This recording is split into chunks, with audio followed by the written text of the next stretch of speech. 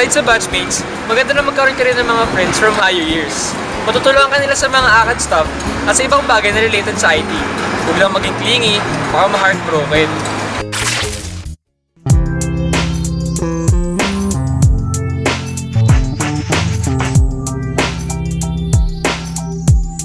Kung hindi pa nalibot ang UST, huwag kang mag-alala dahil lahat ng freshmen ay makaka-experience ng campus tour.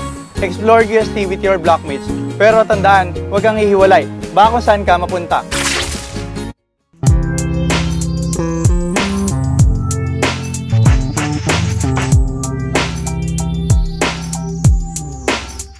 Dapat lagi kang magdadala ng 1x1 picture para kukunin ng mga prof para sa seat plan.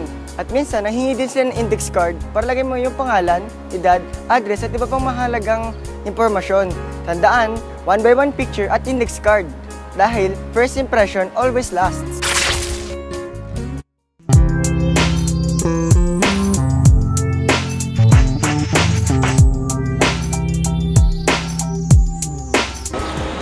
Kadalasan, ang mga rooms ng IT students ay nasa 4th and 5th floor.